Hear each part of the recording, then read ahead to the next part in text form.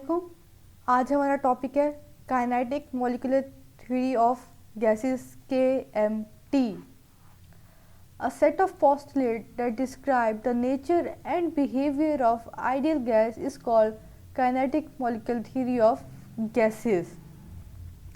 ऐसे postulates जो describe करें नेचर एंड बिहेवियर किसके, एक आइडियल गैस के, उस थ्योरी को हम नाम देते हैं kinetic molecular theory of gases. अब इसमें ध्यान रखते हैं गैसेस कौन सी लिए हमने, ideal gas. Fundamental postulates, every gas consist of large number of very small particles called molecule. हर गैस में large number of small particles होंगे जिनको हम नाम देंगे मॉलिक्यूल्स का। Gases like helium, neon, argon have mono atomic molecules.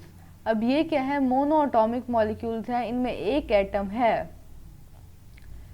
The molecules of gases move haphazardly, मतलब random move करेंगे, colliding among themselves and with the walls of the container and change their direction. अब जो gas के molecules है वो random move करेंगे और आपस में टकराएंगे, मतलब कोलाइड करेंगे, और उसके साथ साथ कंटेनर जिसमें वो गैसेस मौजूद हैं उसके साथ भी कोलाइड करेंगे, और इसकी वजह से, इस कोलिजन की वजह से वो अपनी डायरेक्शन भी चेंज करेंगे। The pressure exerted by gas is due to collision of its molecules with the walls of container. अब गैस जो है वो प्रेशर एक्सर्ट करेगा, और ये प्रेशर किस वजह से एक्सर्ट करेगा, वो प्रेशर होगा उसके मॉलिक्यूल्स के कोलिजन की वजह से जो आपस में है, और जो कोलिजन वॉल के साथ है। इसकी वजह से जो गैसेस के मॉलिक्यूल्स की जो कोलिजन वॉल की पे होगी उसकी वजह से वो उस कंटेनर पे प्रेशर एक्सर्ट करेगा। The collision among molecules is perfectly elastic, और ये कोलिजन होगी क्या, इलास्टिक कोलिजन होगी। The molecules of gases are widely separated from one another and there are sufficient empty spaces among them. अब जो gases होती हैं उनमें इंटरमॉलिक्यूलर फोर्सेस बहुत वीक होती हैं, जिसकी वजह से गैस के मॉलिक्यूल्स एक दूसरे से बहुत दूर दूर होते हैं। The molecules of gas have no forces of attraction for each other। अब जो एक कंटेनर में गैस के मॉलिक्यूल्स हैं उनके दरमियान आपस में कोई फोर्स नहीं होगी अट्रैक्शन की। The actual volume of molecule of a gas is negligible as compared to the volume of gas। अब इसमें क्या है, एक मॉलिक्यूल का, गैस का जो एक मॉलिक्यूल है उसका जो वॉल्यूम है वो बहुत कम होगा, किसकी निस्बत, पूरे वॉल्यूम की निस्बत, मतलब पूरे गैस का वॉल्यूम है वो बहुत ज़्यादा होगा, जबकि उस वॉल्यूम में, उस गैस में जो मॉलिक्यूल्स हैं उनका वॉल्यूम बहुत कम होगा, निग्लिजिबल होगा।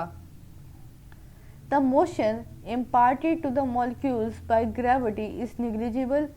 अब उनकी जो, अब जाहिर बात है अर्थ पे ग्रेविटी अफेक्ट करेगी, लेकिन उन गैस मॉलिक्यूल्स की जो मोशन है ग्रेविटी की वजह से वो भी नेग्लिजिबल होगी as compare to the effect of the continued collision between them. किसकी निस्बत, उनके दरमियान जो कंटिन्यूस कोलिजन हो रही है उसकी निस्बत ग्रेविटी की मोशन बहुत कम होगी। The average kinetic energy of gas molecules varies directly as absolute temperature of the gas। अब जो काइनेटिक एनर्जी है, मतलब मोशन की वजह से जो एनर्जी आती है गैस मॉलिक्यूल्स की, वो डायरेक्टली प्रोपोर्शनल होगी एब्सोल्यूट टेम्परेचर की। अगर टेम्परेचर बढ़ेगा काइनेटिक एनर्जी बढ़ेगी, अगर टेम्परेचर कम होगा तो काइनेटिक एनर्जी भी कम होगी।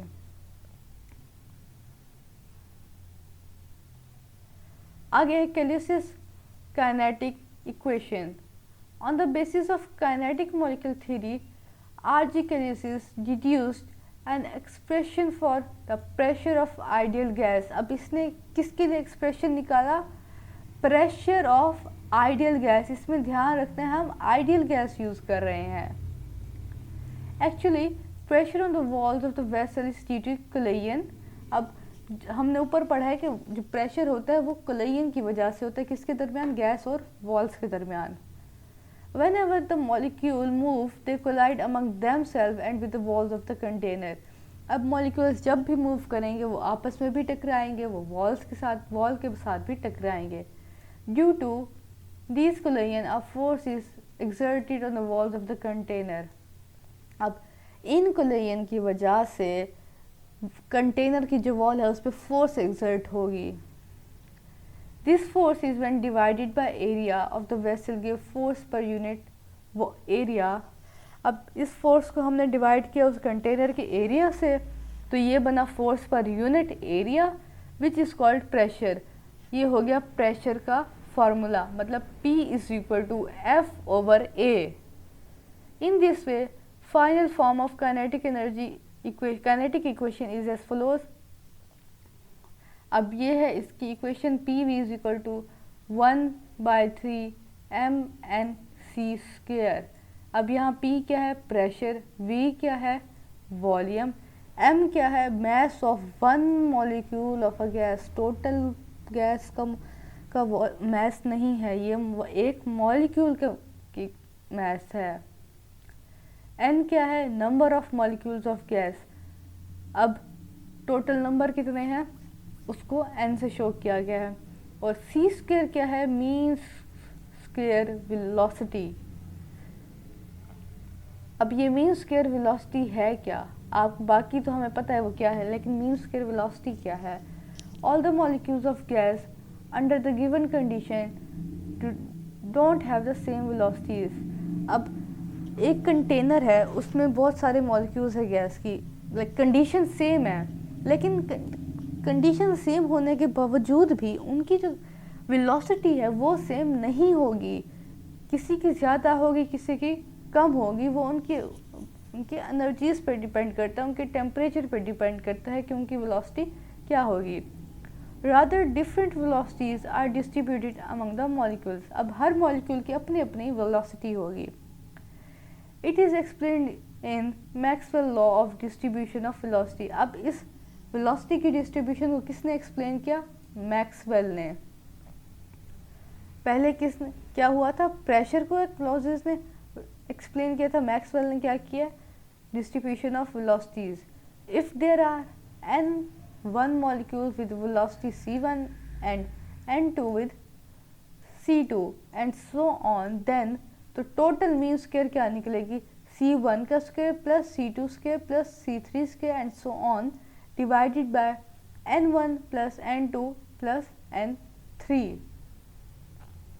अब n1 प्लस n2 n3 क्या है, ये है n कैपिटल N क्या था, number of molecules of gas in a vessel. Total number of molecules को हम उनकी वेलोसिटीज़ को उनके नंबर से डिवाइड कर देंगे, उनके वेलोसिटीज़ के स्क्वायर को उनके नंबर से डिवाइड कर देंगे, हमारे पास मीन स्क्वायर वेलोसिटी आ जाएगी। अब है रूट मीन स्क्वायर वेलोसिटी। वो थी मीन स्क्वायर वेलोसिटी, अब है root mean square velocity. c² is the average of square of all the possible velocity. अब ये क्या थी, एवरेज थी पॉसिबल वेलोसिटीज़ का। When we take square root of this, अब जब हम इसका स्क्वायर रूट लेंगे, this is called root mean square velocity. Root किस वजह से आया, क्योंकि हमने उसका स्क्वायर रूट लिया है, और ये शॉर्ट फॉर्म में CRMS, मतलब velocity root mean square velocity. So इस पे स्क्वायर रूट आया तो ये फॉर्मूला बना। The expression for root mean square velocity reduce from kinetic equation is written as follows. अब इसको जब हम काइनेटिक इक्वेशन के फॉर्म में शो करेंगे तो इसका ये फॉर्मूला बनेगा। इस फॉर्मूलाज को याद रखना है। अब यहाँ पे CRMS हुआ root mean square velocity, M क्या हुआ, molar mass of the gas. वहाँ पे स्मॉल m था और वो था मास ऑफ वन मॉलिक्यूल। यहाँ पे कैपिटल M है, वो है molar mass of the gas. और T क्या है, टेम्परेचर।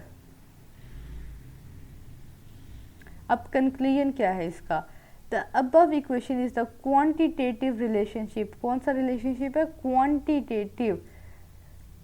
बिटवीन किस किस के दरमियान, absolute temperature, velocities of gas molecules.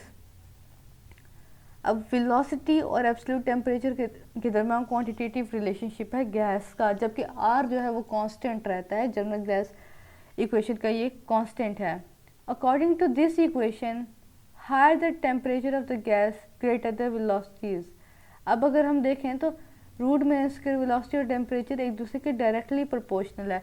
अगर टेम्परेचर बढ़ेगा वेलोसिटी बढ़ेगी, अगर टेम्परेचर कम होगा तो वेलोसिटी भी कम होगी।